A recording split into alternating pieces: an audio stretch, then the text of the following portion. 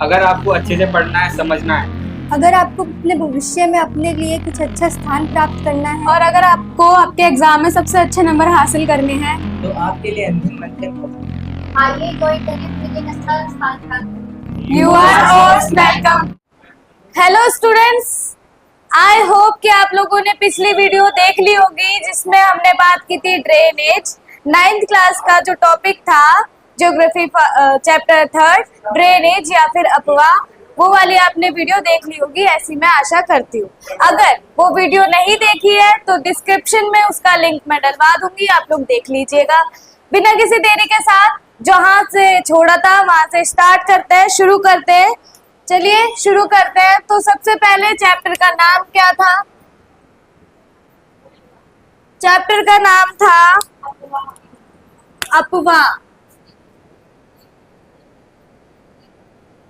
अपवाह क्या नाम था?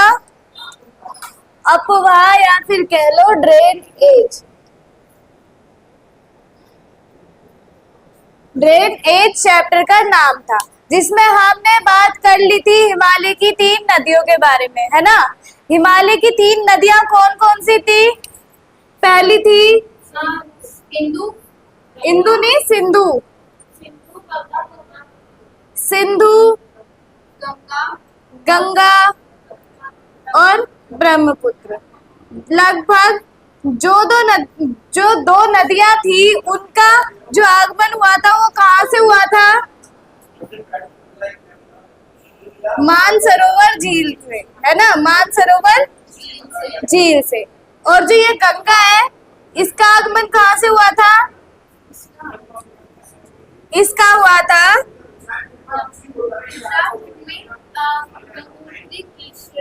हाँ, हिमानी या फिर कह लो गंगोत्री ग्लेशियर से इसका हुआ था आगमन। और इसका नाम क्या था उस वक्त? भागीरथी। तो ये थी गंगा, सिंधु और ब्रह्मपुत्र नदी। और ये तीनों नदियां कहाँ की थी? हिमालय की थी। ठीक है, तो अब हिमालय की नदियां हो गई। और क्या पढ़ा था हमने? प्रायद्वीपीय नदियां। क्या पढ़ा था? प्रायद्वीपीय नदियां। तो बताते जाओ प्रायद्वीपीय नदियों में कौन कौन सी नदियां शामिल थी। पहली थी नर्मदा, नर्मदा, तापी, गोदावरी, कृष्णा, कावेरी और महानदी। ये जो 6 नदियां थी हमारी, ये है हमारे दक्षिण में, जो कि किसका, जो कि कृषि का आधार है ना। नर्मदा, तापी, कृष्णा, गोदावरी, कावेरी, महानदी। तो इन सब में से सबसे लंबी नदी कौन सी थी? गोदावरी नदी थी। कौन सी नदी थी? गोदावरी नदी थी। और गोदावरी नदी को ही गंगा कहा जाता था।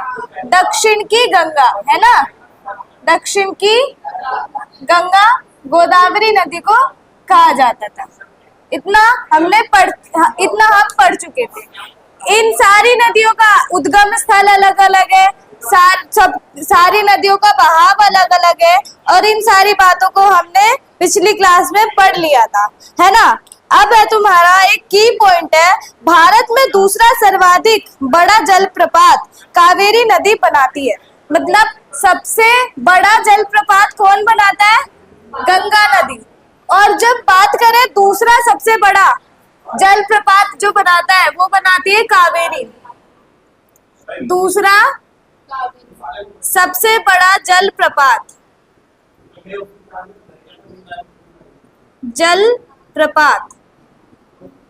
और जो ये जलप्रपात बनता है इसका नाम क्या है?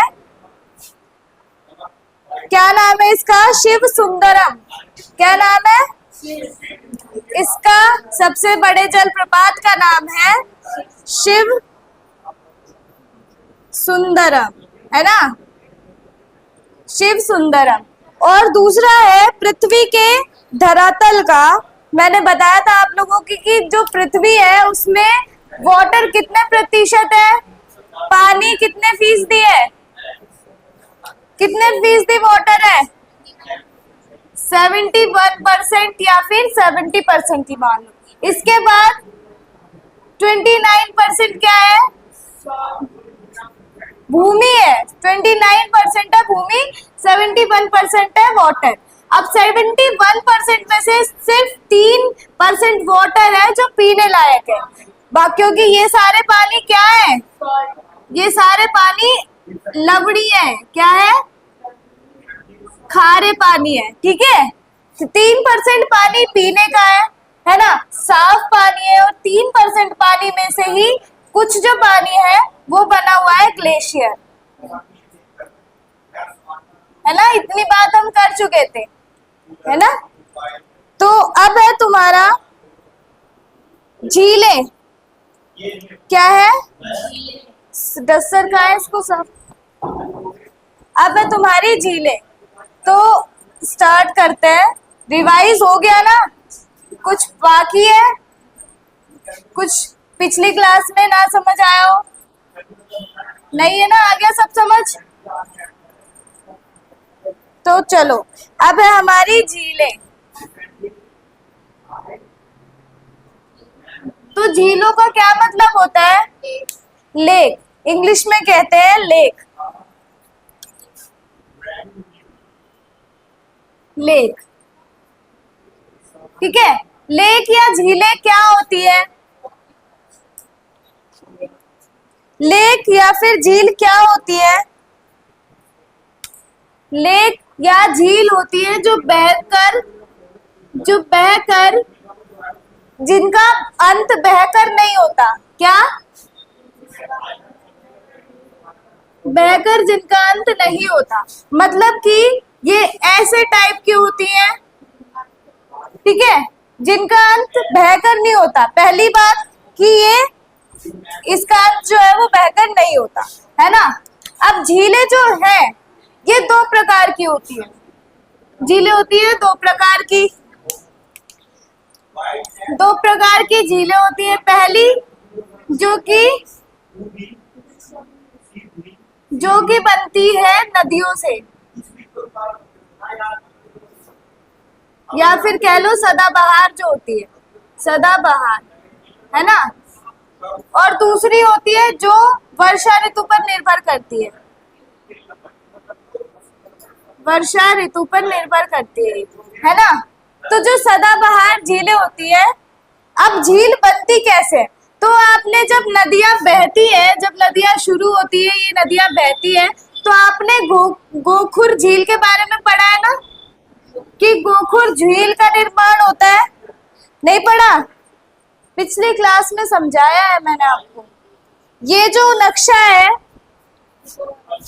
हाँ, ये इसमें गोखुर झील है ना, बताया था कैसे बनती है। जब जो नदी है वो विसर्ग को मोड़ लेती है तो गोखुर झील का निर्माण होता है, इसका निर्माण होता है। तो झीलें बनती हैं गोखुर झील से। अब देखो, मानसरोवर झील भी है, पर मानसरोवर जो झील है उससे नदियों का आगमन होता है। और ये जो झील है ये नदियों से बनती है। किससे बनती है?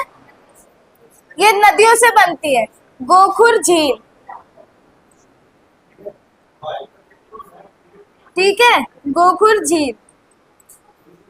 अब देखो कि जो झीलें होती है उनका सबसे ज्यादा जरूरी काम क्या होता है?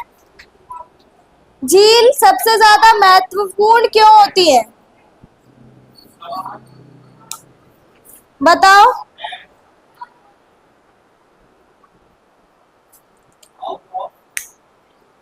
नहीं पता? झील महत्वपूर्ण क्यों होती है? सबसे ज्यादा झील से क्या मिलता है? पानी या सुंदरता? अब सुंदरता, क्या मिलता है? सुंदरता। कभी सोचा है जो जम्मू कश्मीर, उत्तराखंड, इन जगहों पर, घूमने वाली जगहों पर जो झील होती है, अगर ये झील ना हो तो भी वैसी ही सुंदरता होगी? वहां पर नहीं होगी। क्यों नहीं होगी?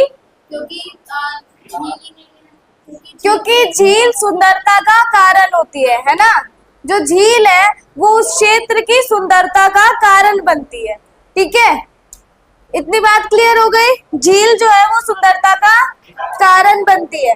अब देखो, एक विसर्प नदी बाढ़ वाले क्षेत्रों में कटकर गोखुर बनाती है। तुम्हें पता है कि गोखुर झील कैसे बनती है? तो उसका उदाहरण है चिल्का झील, पुलिकट झील। क्या उदाहरण है? चिल्का झील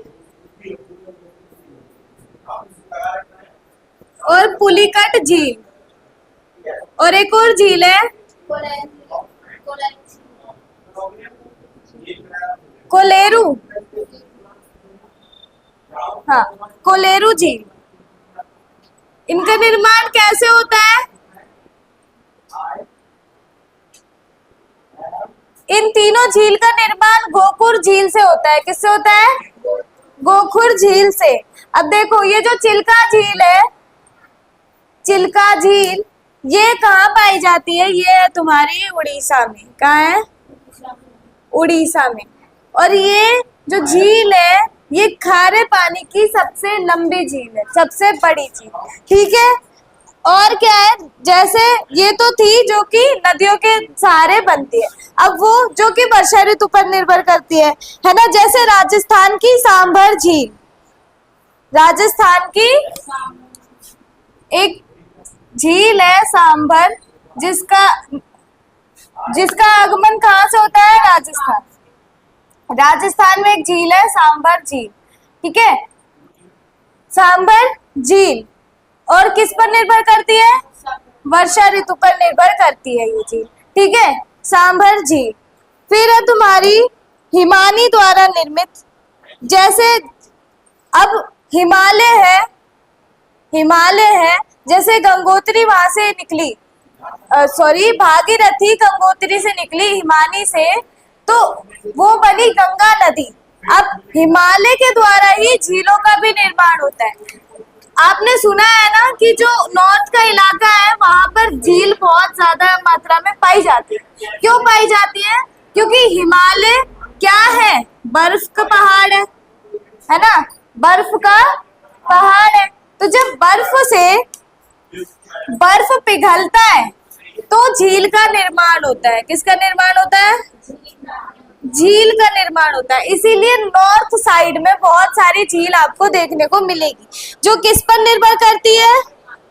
हिमालय पर निर्भर करती है। ठीक है, अब देखो झील से क्या क्या काम हम कर सकते हैं। झील से क्या क्या काम कर सकते हैं? तो हम झील से विद्युत प्रबंध लगा सकते हैं। क्या लगा सकते हैं? पावर प्लांट लगा सकते हैं। जल विद्युत उत्पादन हेतु नदियों पर बांध बनाने से झील होगी तो हम क्या कर सकते हैं? जल से विद्युत बना सकते हैं। और जल विद्युत बनाना होगा तो बहती नदियों से तो बना नहीं पाओगे। जो नदी बह रही है वो पानी थमेगा, रुकेगा, तभी तो बनेगा।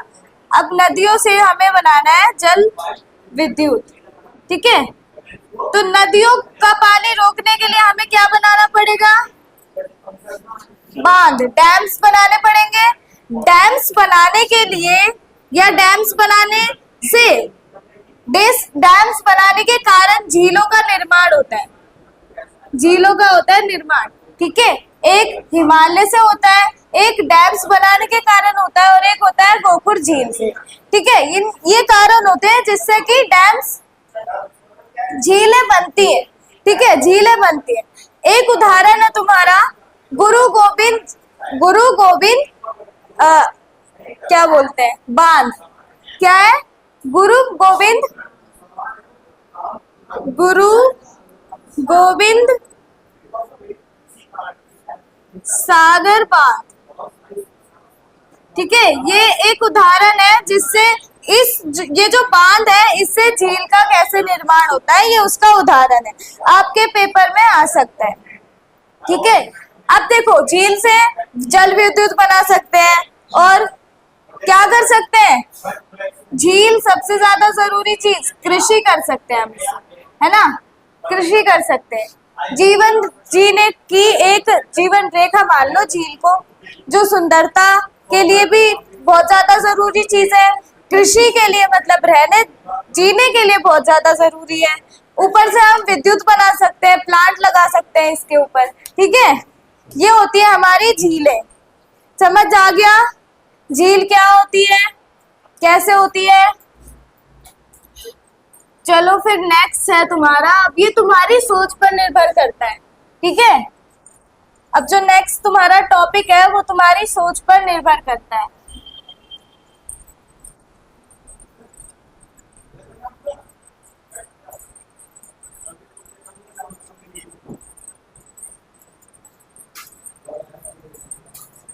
अब चलो नेक्स्ट है तुम्हारा नदियों का अर्थव्यवस्था में योगदान क्या है।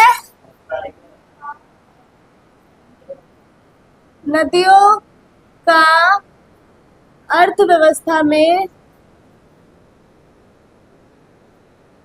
योगदान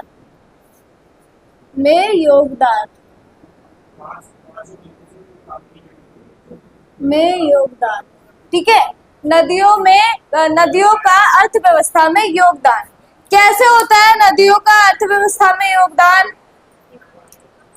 कृषि करके, क्योंकि नदियों के पानी से क्या होती है, सिंचाई। और सिंचाई सबसे ज्यादा जरूरी चीज है, किस लिए, कृषि के लिए। किस लिए, कृषि के लिए, है ना। और क्या होता है, ये अर्थव्यवस्था में योगदान देती है। इसके अलावा क्या होता है, जो नदियां अर्थव्यवस्था में योगदान देती हैं। नदियों से क्या बनती है, झील, है ना।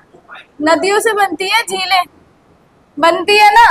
अब झीलें बन रही है तो जो ये टूरिस्ट प्लेस होते हैं जहाँ पर लोग देखने आते हैं, घूमने आते हैं, तो टूरिस्ट प्लेस से हमारी जो अर्थव्यवस्था है उसमें भी कुछ ना कुछ योगदान मिलता है ना।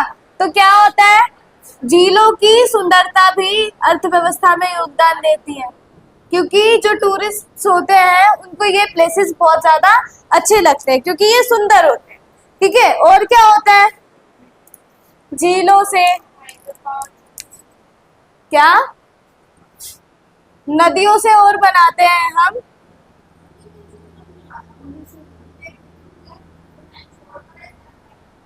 क्या बनाते हैं, जल विद्युत। जल विद्युत, है ना। जल विद्युत बनाते हैं जो कि हमारी अर्थव्यवस्था में योगदान देता है, यस और नो, देता है। जो इलेक्ट्रिसिटी होती है वो अर्थव्यवस्था में योगदान देता है हाँ, इलेक्ट्रिसिटी, हाइड्रो पावर। और क्या होता है नदियों से,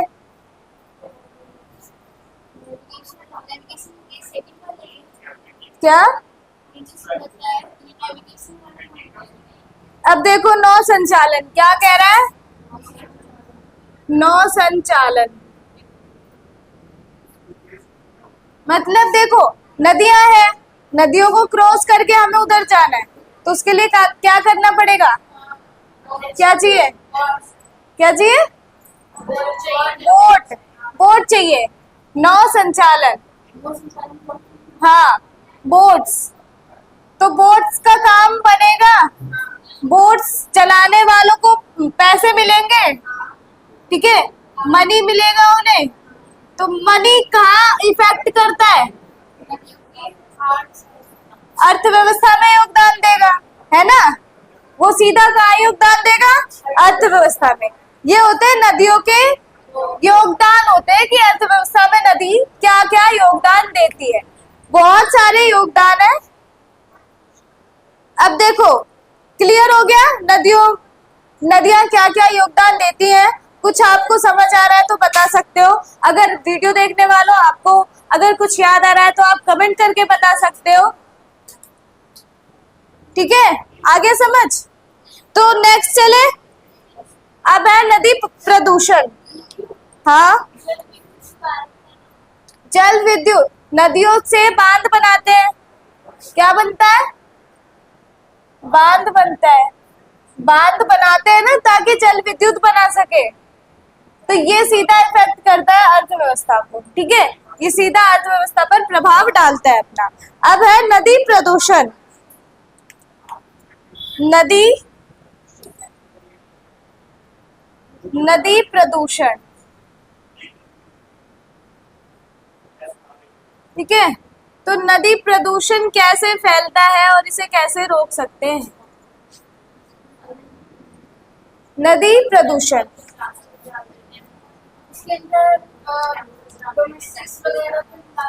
पहला प्लास्टिक, है ना, प्लास्टिक। दूसरा क्या डालते हैं? केमिकल्स। इंडस्ट्रियल एरिया का जो वेस्ट मटेरियल होता है वो डालते हैं, है ना। और क्या? हाँ, डेड एनिमल्स नहीं, ड्रेनिंग। ड्रेन्स जो होते हैं वो हम ड्रेन हम खुला छोड़ देते हैं नदियों की तरफ। जैसे दिल्ली में हाल है, दिल्ली के जो नाले हैं वो सीधा किससे छूते हैं?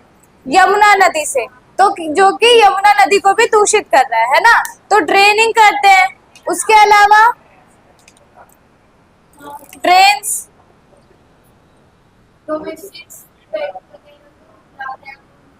हाँ, जानवरों को नहलाते हैं। क्या नहलाते हैं? एनिमल्स।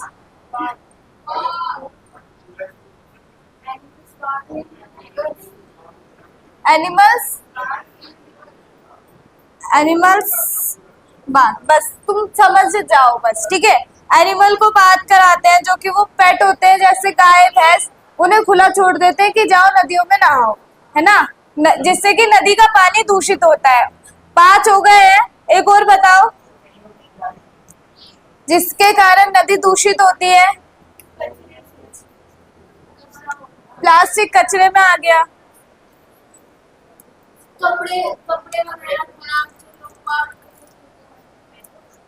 कपड़े धोते आ गया ना, इसी में लिख लो वॉशिंग क्लोथ्स, है ना, वॉशिंग क्लोथ्स, जिससे कि पानी गंदा होता है।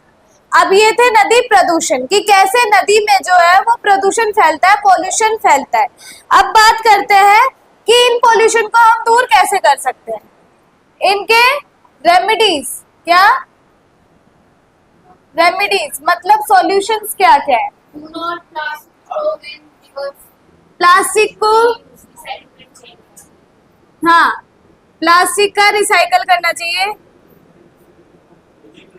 Recycle plastic. और क्या कर सकते हैं? Chemicals do not throw in rivers, है ना, केमिकल्स को पानी में नहीं डालना चाहिए। Do not throw in reverse.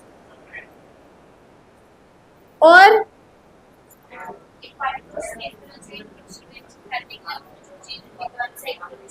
हाँ, मतलब कि वेस्ट के लिए पर्टिकुलर स्पेस होना चाहिए।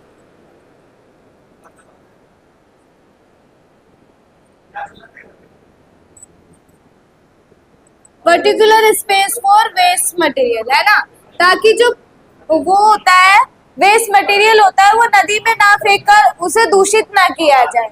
ऐसी जगह होनी चाहिए जहाँ पर अगर हम वेस्ट मटेरियल को फेंकते हैं तो वो डिस्ट्रॉय हो जाए, ना कि नेचर को कोई नुकसान पहुंचे, है ना। और क्या कर सकते हैं? जो नाले हैं, नालों को, जो ड्रेन्स होते हैं उनको स्वच्छ रखना चाहिए। मतलब उसमें सिर्फ पानी ही हो तो नदी कवर कर लेती है ना, सिर्फ पानी होगा तो नदी कर लेगी। तो क्या होना चाहिए? क्लीन ड्रेन्स होने चाहिए। मतलब कि जो नालों का पानी है उसमें सिर्फ पानी होना चाहिए और कोई प्लास्टिक, केमिकल, वेस्ट मटेरियल नहीं होना चाहिए। एनिमल्स को बात कराते हैं तो एनिमल्स को एनिमल्स को रोकना चाहिए बात नहाने से उसमें। और वॉशिंग क्लोथ्स, ना कपड़े धोने चाहिए, ठीक है, कपड़ों को नदियों में नहीं धोना चाहिए। इसके अलावा और क्या कर सकते हैं?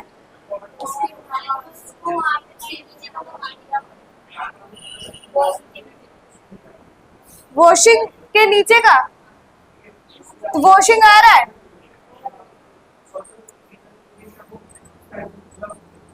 चलो और क्या कर सकते हैं सोचो।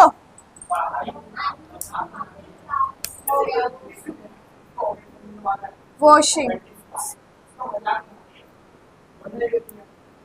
और क्या कर सकते हैं नदियों का पानी बचाने के लिए?